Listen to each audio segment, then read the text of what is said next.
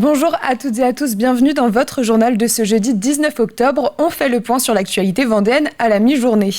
Et on débute cette édition avec une initiative qui casse les codes. De nombreuses entreprises ont du mal à recruter. À La Roche-sur-Yon, jeudi dernier, le club de Vendée du programme Les entreprises s'engagent a organisé un job dating dans un bus. Et cette fois-ci, ce sont les patrons qui ont essayé de se vendre auprès d'une vingtaine de candidats. Une approche différente des entretiens d'embauche que Mathis Pires a suivi. Que 5 minutes ? Que 5 minutes, ouais, ça va être dur pour toi. Ça va être très dur.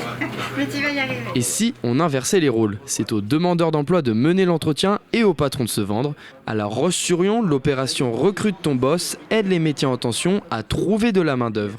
On a la technologie, on a les moyens d'investir, on a tout ce qu'il faut. Ce qui nous manque, c'est les salariés. C'est une crise qui touche toutes les branches de l'économie.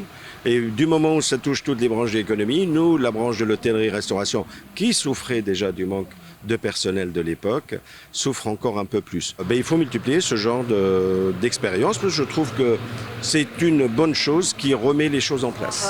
La Roche-sur-Yon, les sabres, en plus en campagne. Oui, tout à fait. En fait, notre zone, c'est... Et même si la Vendée n'est pas spécialement en crise, aujourd'hui, trouver de nouveaux salariés devient compliqué. Alors le club de Vendée des entreprises s'engage, cherche à se renouveler. Bonjour messieurs, dames. En Vendée, c'est vrai que notre taux de chômage est quand même assez bas. Pour autant, nous restons à recruter. Et du coup, à un moment donné, face à la difficulté de recrutement, faut se réinventer. Et puis parce que les salariés en face le réclament vraiment. Il faut changer notre méthode de recrutement. Je pense qu'il faut dépoussiérer cette méthode où les candidats venaient à nous. Là, c'est plutôt intéressant d'aller vers les demandeurs d'emploi et ça montre aussi qu'il y a un besoin sur le territoire vendéen.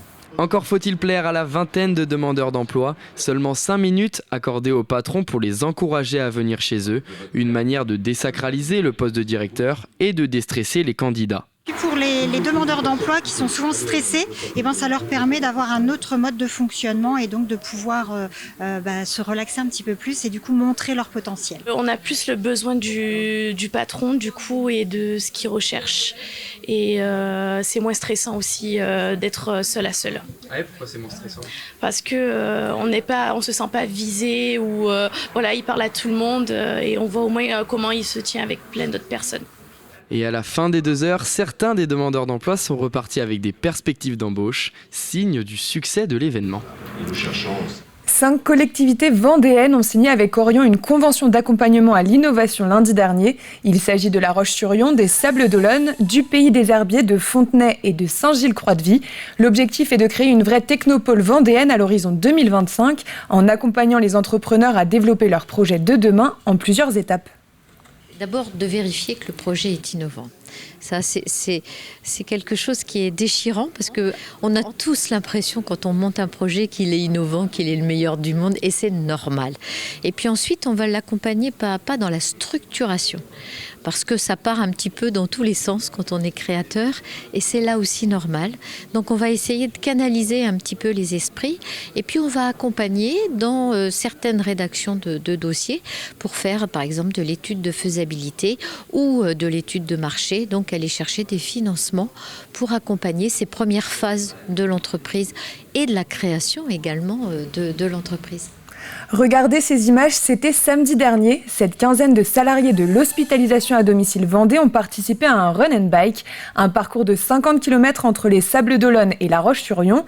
L'objectif était de parler des aidants et de la ressourcerie qui leur sera bientôt dédiée. Les aidants jouent un rôle essentiel puisqu'ils accompagnent leurs proches souffrants. Cette ressourcerie permettra de les aider et de les écouter tout au long de ce parcours d'aidants. Démarrage prévu début 2024. On part maintenant à la rencontre d'Élise et Chana. Elles sont manipulatrices en électroradiologie et elles ont lancé leur chaîne YouTube Les Manips t'expliquent en 2017. Elles cumulent 6500 abonnés. Ces anciennes élèves de la formation DTS Imagerie médicale et radiologie thérapeutique de Fontenay-le-Comte expliquent dans leurs vidéos des examens comme les mammographies, les scanners ou les IRM pour donner plus de visibilité à ce métier peu connu. Le reportage de Diane Delangle.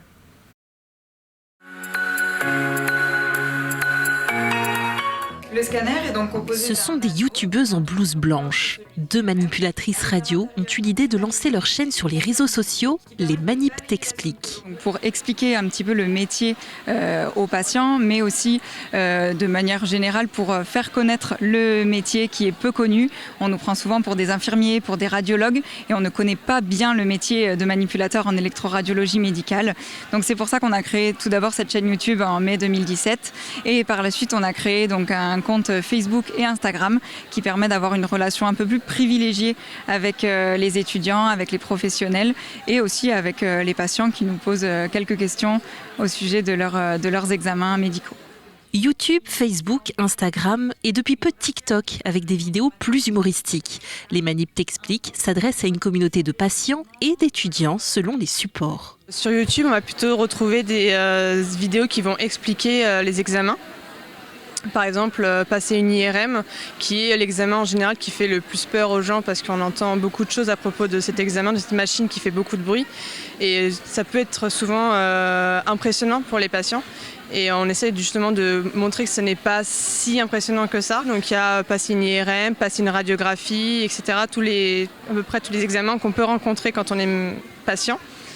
Et après sur Instagram et sur Facebook, qui se fait le relais de Instagram, on va retrouver des posts explicatifs sur plutôt des techniques ou alors sur des notions bien spécifiques au métier. Enfin, dans la communauté, on a une majorité d'étudiants. Et notre but, c'est de les aider aussi à mieux appréhender leurs études et du coup par la suite le métier. Un métier en très forte tension, alors que la formation DTS Imagerie médicale et radiologie thérapeutique de Fontenay-le-Comte, la seule en Vendée, fêtait ses 30 ans, les étudiants en formation reçoivent systématiquement des propositions d'emploi avant même l'obtention de leur diplôme. Culture pour terminer avec l'exposition Visage de la résistance et de la déportation en Vendée. C'est l'association pour le mémorial de la résistance et de la déportation en Vendée qui la propose. L'exposition a été réalisée avec l'aide des familles de déportés et de résistants, les archives municipales et départementales ainsi qu'avec le ministère de la Guerre. Elle est visible à Benay jusqu'à demain. Des portraits d'hommes et de femmes qui se sont opposés au régime de Vichy et à l'occupation nazie sont à découvrir. Une mise en lumière pour ne pas oublier ces Vendéens et ces Vendéennes. L'interview est à retrouver sur notre site internet tvvendée.fr. C'est la fin de cette édition, donc merci de l'avoir suivi. Je vous retrouve ce soir à 18h pour le journal. D'ici là, très bonne journée sur TV Vendée.